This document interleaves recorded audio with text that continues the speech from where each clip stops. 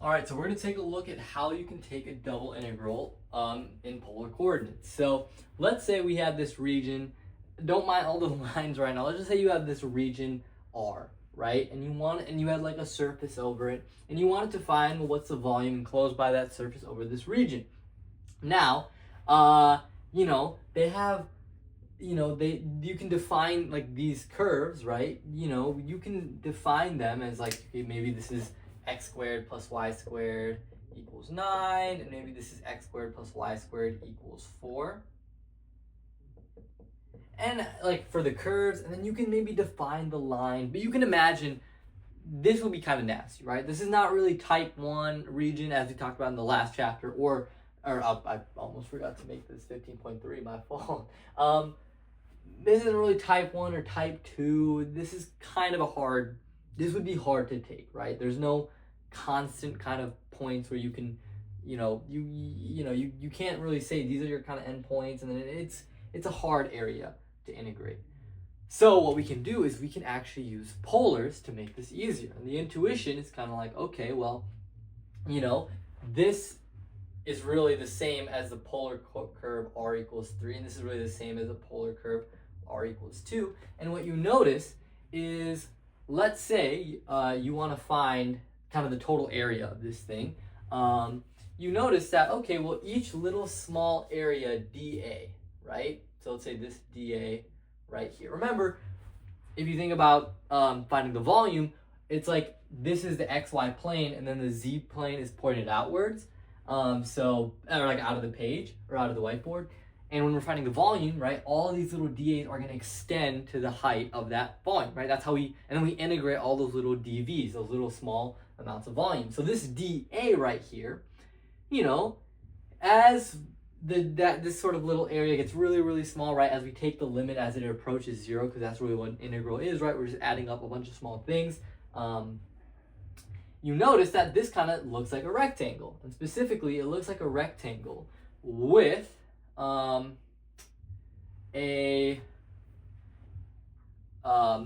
looks like a rectangle where this side right here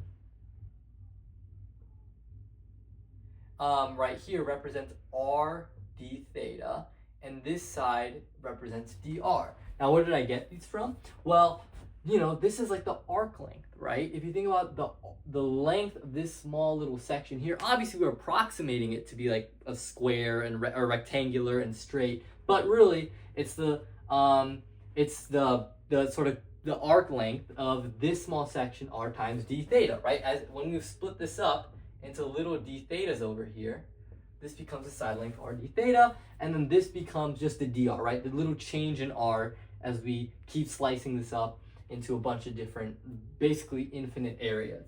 Now, sorry, I don't know why I'm out of breath. This basically tells us that dA is equal to r d theta times dr. Okay, r dr d theta. I like it that way.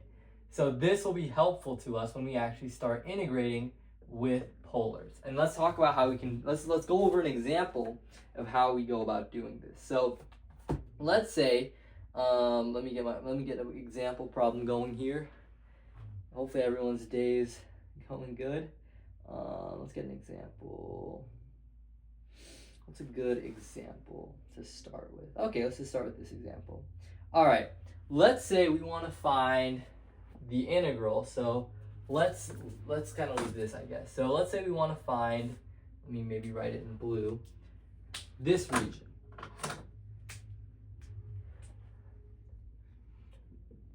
So oh my god, this pen is terrible. R x plus y dA, where R is region left of y-axis between circles. Oh my god, between circles x squared plus y squared equals 1 and x squared plus y squared equals 4. So first you should just draw a picture of the region just to get an understanding of what we're dealing with. So we're going to say, hey, let's draw a little picture here, an XY kind of grid, and you notice, okay, well, we're doing x squared, we have x squared equals 1, and then x squared equals 1, nice. X squared plus y squared equals 1, and then x squared plus y squared equals 4. So this would be a circle with radius 1 and radius 2, right? Because you take square root of 4, radius 2. Now, when we want to go about doing this, first of all, it's left of the y-axis. So we're really looking at points over here. This is our region, basically. This is our sort of region we are working with. So this is actually not too bad. We just got to convert this function into something in terms of polars, right? So we know that in polars, you know, if you think about, as we did with Calc 2, we know that x is equal to r sine theta, and y is equal to, cosine theta, and then y is equal to r sine theta. So we have pretty clearly that x plus y is really r sine theta plus r cosine theta.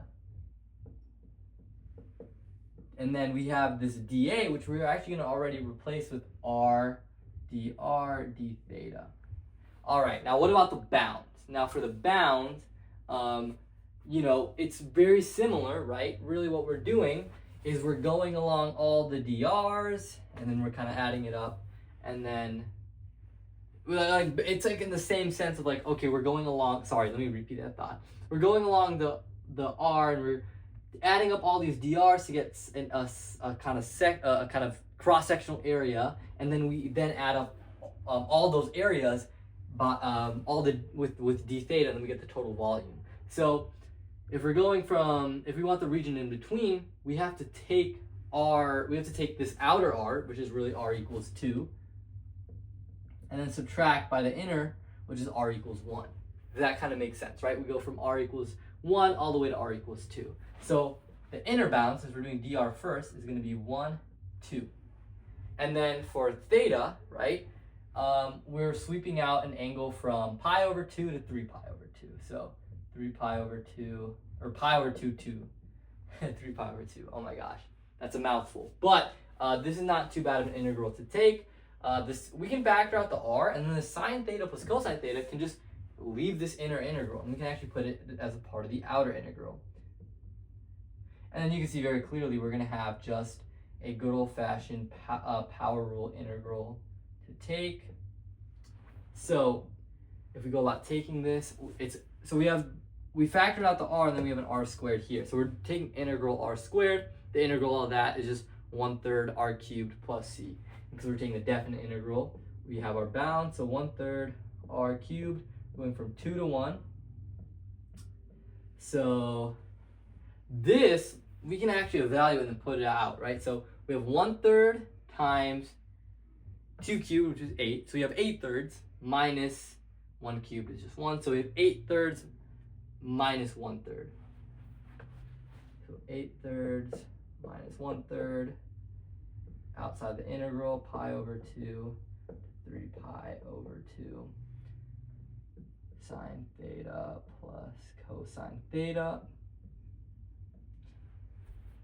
So this just becomes 7/3.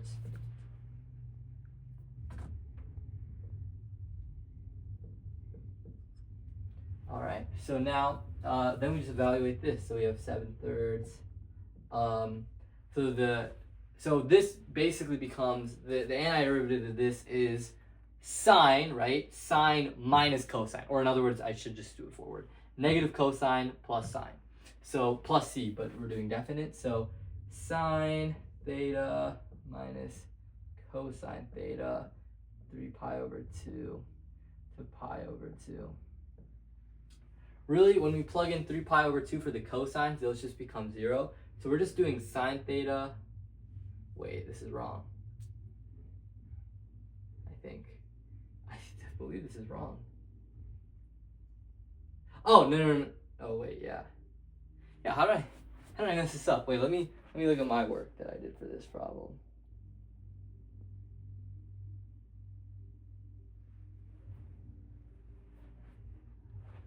Was this even the right answer? Okay, wait, 1 second there. Let me check the keys to see how I mess this up. We have double integrals, perfect. Sine theta minus cosine theta. Oh, because sine theta, so the cosine theta we don't have to really worry about. We have, right, because when you plug in 3 pi over 2 and pi over 2, we're just going to get 0 anyways. Sine theta is 3 pi over, sine, oh my god, sine 3 pi over 2 is -1, minus sine pi of 2 is -1, so we get -2. So we get a volume of -14 over 3. You might be saying, negative volume, what? That just means the volume is below, the volume is below the z value, just like how we saw in Calc 2. So that's kind of it in terms of, this is not a crazy idea. I will go over 2 more examples just to kind of show you some other things you might see. But yeah, it's not too crazy of an idea. What's a good sort of, what's a good problem we can do?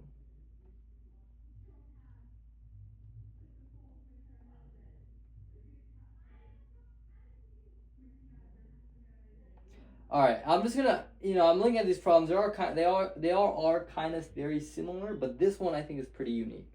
Let's say we want to find the area, so we want to find area bounded by z equals 3x squared plus 3y squared, and z equals 4 minus x squared minus y squared. How do we go about doing that? So basically, how this is going to work is,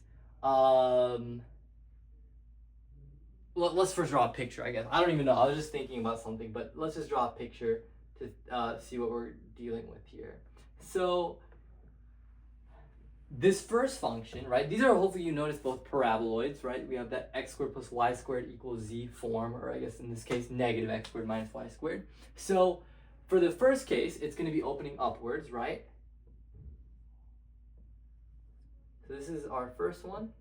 And then for the second one, it's going to be opening downwards because both terms are negative. All right, so very clearly, you're going to see this kind of curve of intersection, right? Right here is what seems to be a circle, and we're going to show in a second that it is indeed a circle. We have this sort of this curve of intersection, right? All points along this circle, or this curve, but we'll show it in a second. It's a circle. All points are where the two surfaces intersect. So if we think about this, let's extend this upwards, kind of like a cylinder, just to kind of show what kind of thing. And just actually really quickly, let's just prove that this is indeed a circle. It's pretty simple. We're trying to find, hey, when are the z's the same, right? When are they at the same height? We get 3x squared plus 3y squared equals 4 minus x squared minus y squared. If I add the x squared and y squared to both sides, 4x squared plus 4y squared equals 4, or x squared plus y squared equals 1. So we get this we get this circle, right? So this is basically a unit circle, right? A circle with radius 1. So if we think about this, if we project this circle onto the sort of xy plane, how do we, sort of like this, right? If this is our circle on the xy plane right here, well, we want to find this sort of volume. This is going to be hard to show. We want the volume right inside of here, right? So a part of that volume is going to be this right here. And if we think about, well, how might we want to find this? Well, we would think about using polar coordinates to find the to find the volume, right? Because what we'd say is, okay, let's just do double integral let's do double integral of the top function. This is 4 minus x squared. 4 minus x squared minus y squared. And then let's just do dA for right now. Of this region being this circle.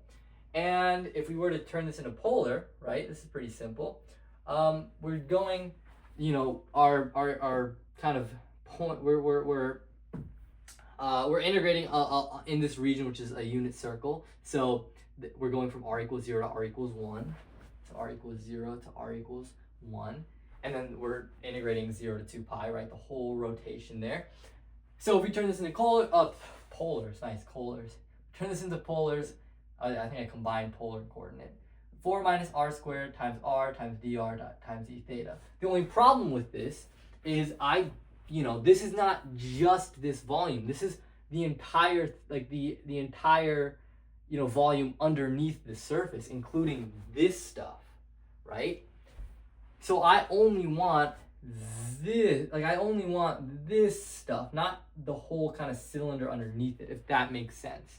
So what I have to do is I have to kind of be like, okay, well, for this, okay, for the opening down, not the opening down, I'm so sorry, the one that's opening up, this one, well, I noticed that if I were to take this volume integral, if I were to take the same volume integral, and then this time I can see this is equal to 3r squared, right? I can factor out 3, then it becomes r squared times r times dr times d theta. What I notice is that, hey, this is just, right? This volume represents this stuff right here, right? It represents everything underneath the opening curve. So the volume enclosed by both of the surfaces is just going to be the total volume of the kind of bottom, opening surface, subtracted by the volume over the plane by the opening, like the up opening surface, right? Does that kind of make sense? Hopefully you can visually see that. And then this problem doesn't become so bad. You just have to subtract these two. So let's just evaluate both of them really quickly. These are not terrible integrals to take. 0 to 1, 0 to 2 pi.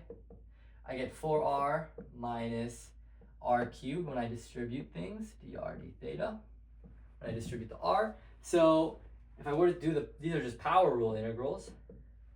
4r, this would just become 2r squared. 2r squared, let's just do it like that. 2r squared minus 1/3 r cubed from 0 to 1. So because I'm doing it from 0 to 1, when I do my 0 in the FTC, like the fundamental theorem of calculus, these all just become 0. So I just have to worry about plugging in 1. So I get 2 minus 1/3, which we will say is, I think, 5/3. Wait, that doesn't seem right. Did I mess up somewhere? Oh my gosh, I'm messing up so much. Okay, we're just gonna roll with that. 15, and then we're gonna see if I got it wrong. So I got 4r minus r cubed. I got 2 minus 1/3 d theta, and then I get really 5/3 times 2 pi, which is gonna be 10 pi thirds. Now, if you go over to do this integral, well, this is very simple. 0 to 2 pi, and then I get 3r cubed. So that would be the same as 3/4 r to the 4th, right? When I do my power rule, yep, I get 3r's cubed. So we're going to go from 0 to 1. So I'm just left with, when I do it from 0 to 1, I'm just, because I'm plugging in 1 there, I'm left with 3/4. So then I get 3/4 times 2 pi, which is really 3 over 2 pi. So I think I definitely messed things up over here. Oh, I know why I messed things up. This is pretty simple. I just made this one. It should be 1/4. So 1/4. So that is 2 minus 1/4 is 7/4. So I get 7 over, or no, yeah, I get 7 over 2 pi. So if we were to subtract these, 7 over 2 pi minus 3 over 2 pi, hopefully you can see I get 4 over 2 pi, which is just equal to 2 pi. Which is pretty cool. That's a pretty interesting result. I don't know, in my opinion. The volume ends up being perfectly 2 pi. So yeah, this has been polar coordinate double integrals. Hopefully this makes sense. It's just another strategy. Really, that's how you got to view it. It's just another way to solve these problems. So yeah, thank you for watching.